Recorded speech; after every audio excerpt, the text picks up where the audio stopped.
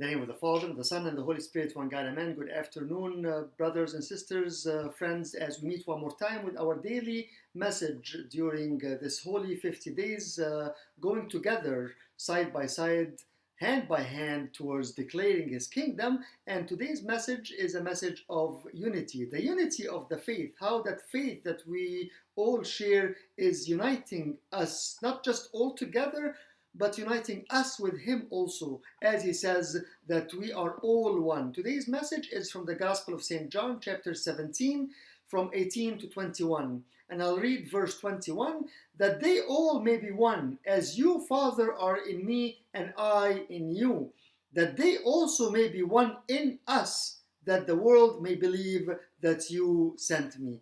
A message of unity. We are one, not just all of us together, but most important, us with Him.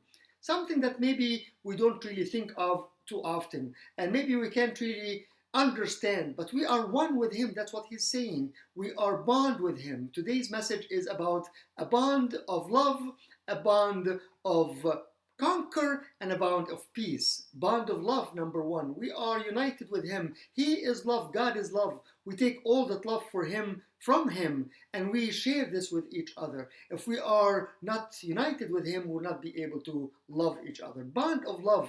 We are loved, and we are loving each other because we are in Him. We are one in Him. Bond of love. Number two, bond of conquer. He is the one who conquered death. He is the one who conquered sin. He is the one who conquered and stepped over devil. And we are one in Him. So we have that life of victory. That's why we pray during the Thanksgiving prayer that He gave us the power to step on serpents, scorpions, and all the power of the enemies. We are one with Him. We have the bond of conquer. And finally, bond of peace. He is the King of peace, and we are one with Him. We cannot, and no one can take that peace away from us. As He said, the peace that I give you, not like the world gives you.